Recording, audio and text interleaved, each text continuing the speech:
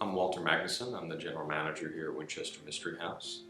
And prior to serving as GM, I was with the Walt Disney Company for a number of years in a variety of roles. And I've always been in hospitality, travel, and tourism. Well, the story starts in New Haven around 1839. And Sarah Lockwood Pardee was born there, and by all accounts had a very happy upbringing and a wonderful family.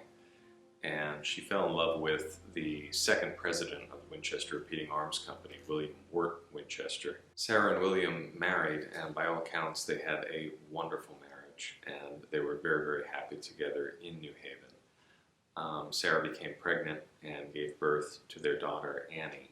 And unfortunately, Annie was born with an illness that did not allow her to digest food properly, and she passed away after just a few weeks. William, who had been ill with tuberculosis, passed away soon thereafter.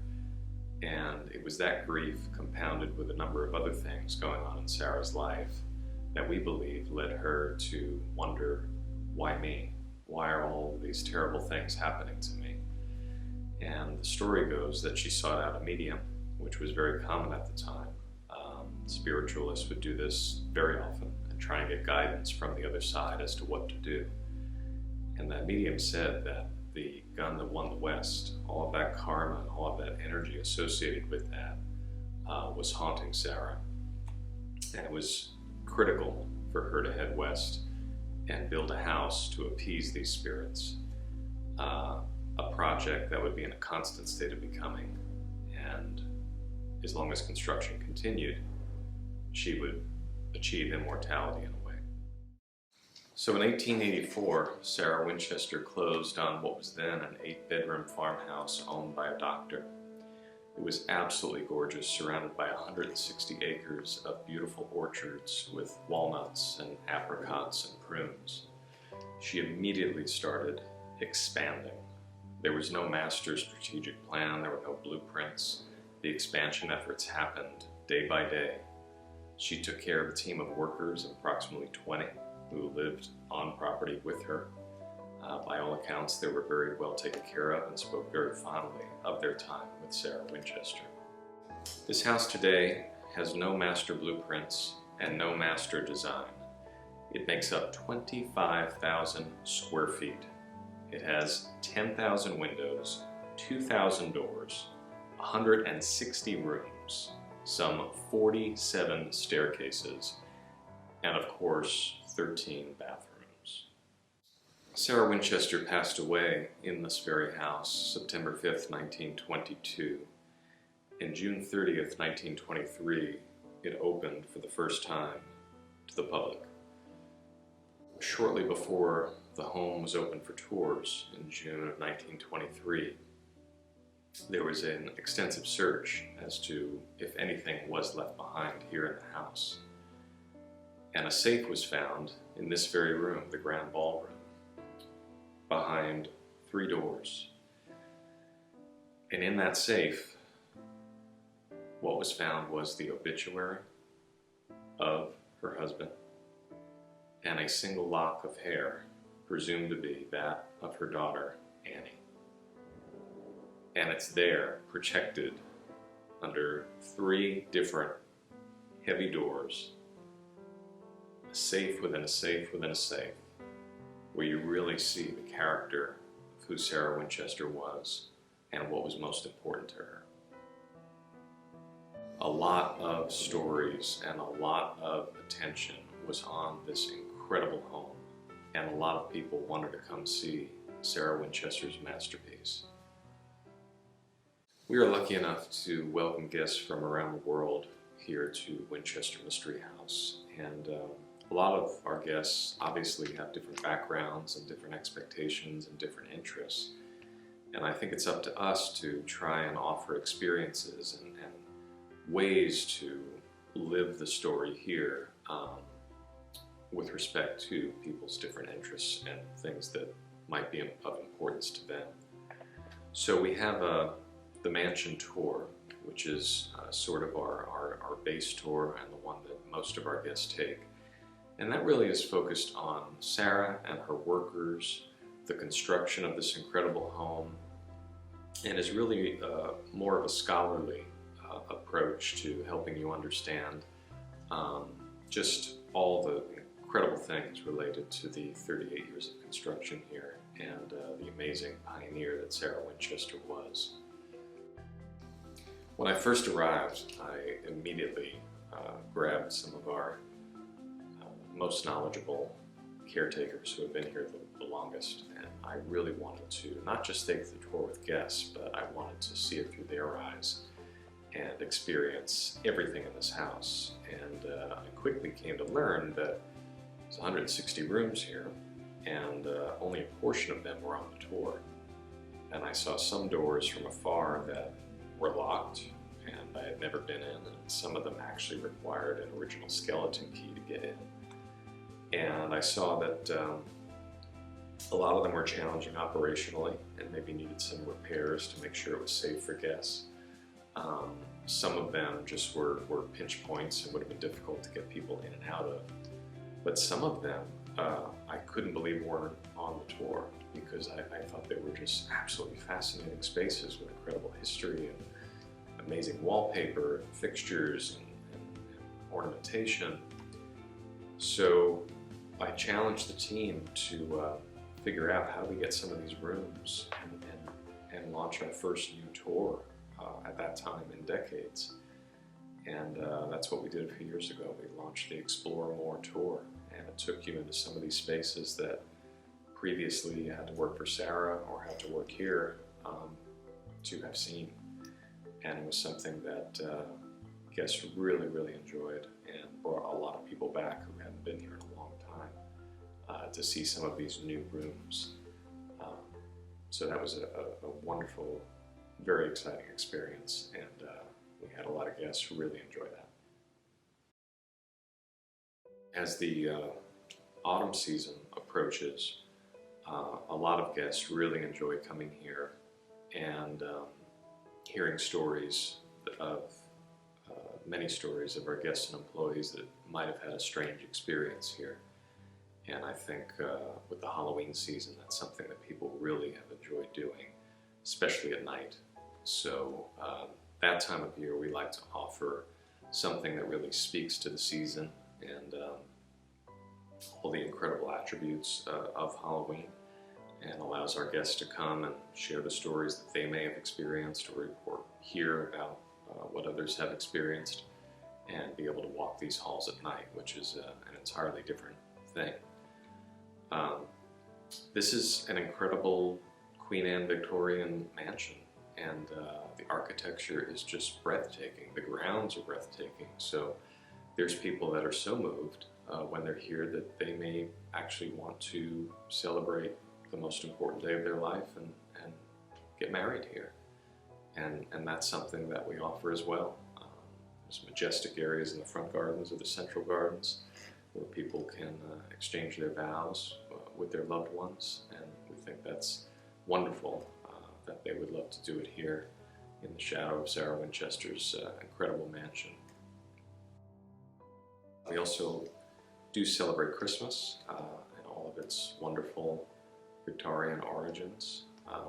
The house decorated for Christmas is just absolutely stunning, and that is a holiday that we know Sarah celebrated, and so that's something that is very, very special to us here. In the time I've been here, the #1 request has been to stay overnight, and we get that almost daily. When are you going to allow overnight stays? And while we're not ready to publicly make an announcement that speaks to that, that is something that we are actively looking at and trying to figure out the right way to offer. Well, I'm sitting here in the Grand Ballroom, and it's this room that we believe actually has a direct link to Disney and Disneyland. In 1957, the Imagineer known as Ken Anderson was sent here to Winchester Mystery House to do some benchmarking, to take some notes by Walt Disney. And Ken at the time, this was before the technology of the Omnimover, the Doom Buggy. The Haunted Mansion was going to be a walkthrough in its earliest incarnations, and Walt Disney sent Ken out to a number of old mansions and purportedly haunted places to get a better sense of their operation. And Ken took a lot of notes, which are in the Walt Disney Archives to this day, about the tour sizing and whether guests were behaved and things like that, and did a lot of conceptual drawings. And if you look at them, some of them clearly resemble Winchester Mystery House very closely. And I think this room is a great example of something that clearly carried over to the final iterations of the Haunted Mansion design. And I think when you talk about storytelling, you really have to look at Disney, and specifically one of Walt's key people and the 9 old men, known as John Hench. And John Hench understood storytelling so well and literally wrote a book on it. And nothing at Disneyland is by accident.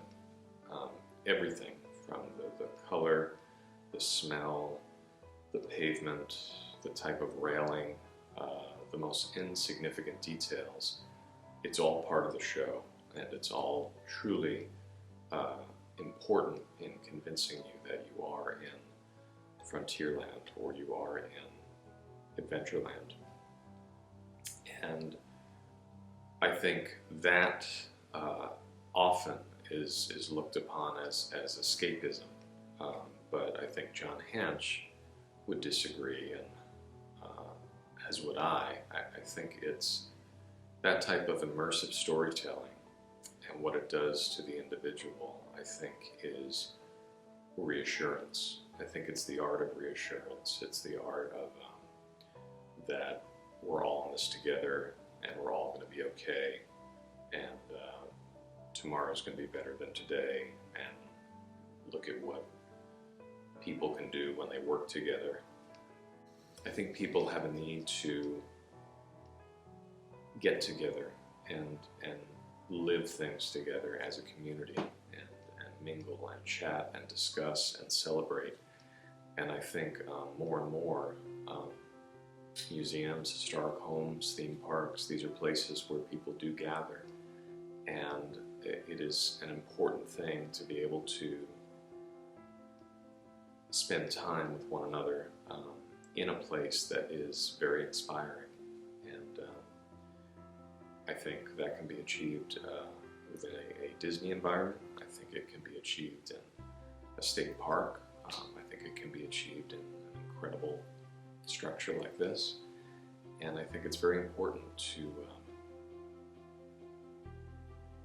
get out and do these things and experience these places that we're lucky enough to have, the ones that are lucky enough to still be here, and experience their story in a really deep, meaningful way.